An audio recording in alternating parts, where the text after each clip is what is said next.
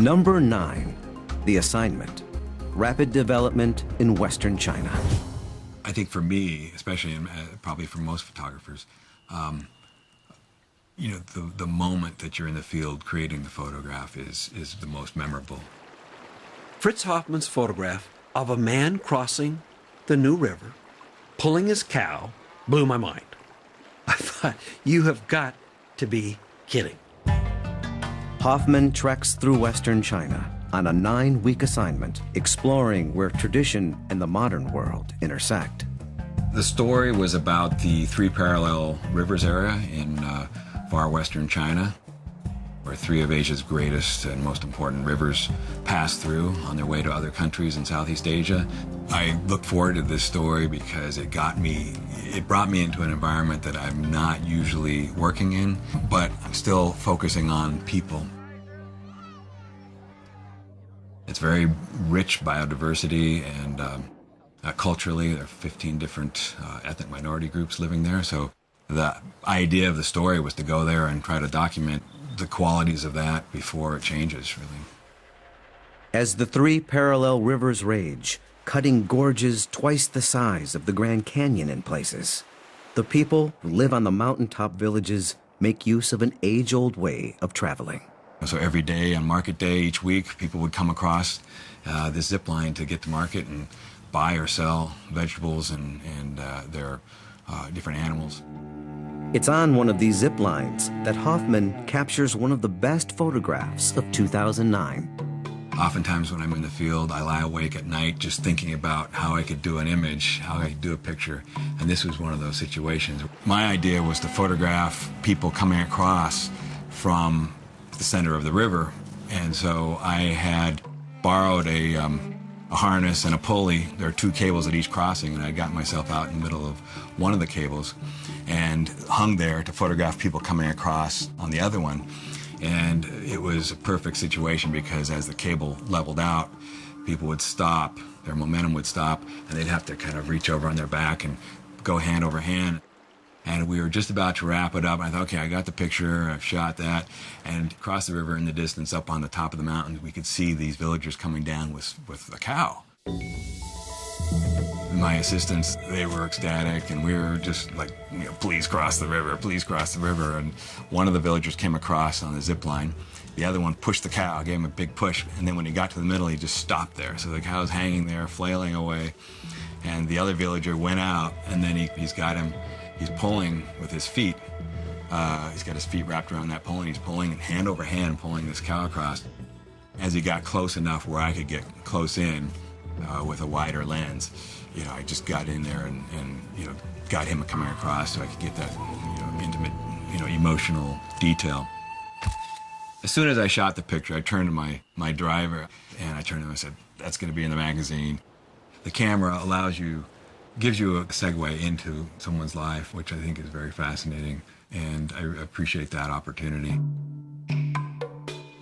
I think the most moving thing was being there and photographing that, was just seeing how these ancient cultures are alive today. Their reverence for the land and how they relate to the land and the environment. It made me think a lot about my own connection to the earth, and especially in some of these outlying areas where you have these pilgrims that are walking, doing these incredible treks with just a burlap sack. But the thing that really struck me was how the people there have lived pretty much hand in hand with the environment for many years. And crossing the river is an example how it's a simple cable crossing that works, and they're living with it for years and years.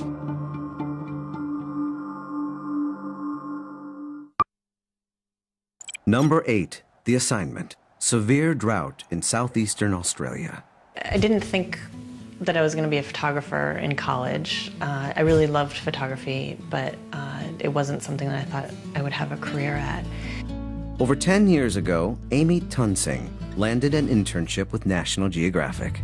Editors at the magazine saw raw talent and gave her a shooting assignment, when most interns weren't taking pictures. I feel like I've grown up with Geographic. I've really establish myself as a photographer and my style and who I am, and it's been a really wonderful 10 years. Tunsing journeys along the Murray-Darling River Basin in Australia to document the impact of a 7-year drought. This wasn't a story just about drought. It actually was also about management of a river system. And one of the main reasons that Geographic wanted to do this story is that there's so many places in the world right now that are having to deal with river management. And if we could shine a light on Australia and look at it, then maybe it would help the other places in the world. Tunsing's job? To capture photos of the parched landscape and the farmers whose water allotment from the state has continued to shrink, threatening their livelihood. Recent rain offers a sign of hope, so Tunsing and the Booth family drive to check on the grazing fields for the family's cattle. It was very bittersweet because they were very happy about the rain they had gotten, but it was such a heavy downpour and it was mixed with hail that it had actually destroyed any little bit of vegetation that had grown. From the truck window, she sees a composition coming together. His 2 kids were with him, and we were just talking about the land, and I looked up, and I saw this whole scene starting to happen. A lot of times these things are sort of like a dance, and you start to sort of predict maybe what's going to happen.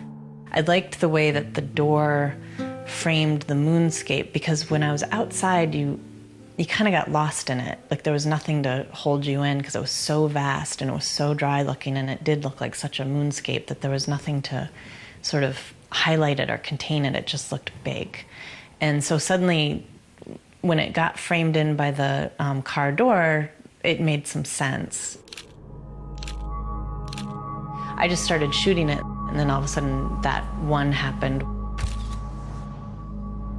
Sand was blowing around, and so she was just pushing her hair back.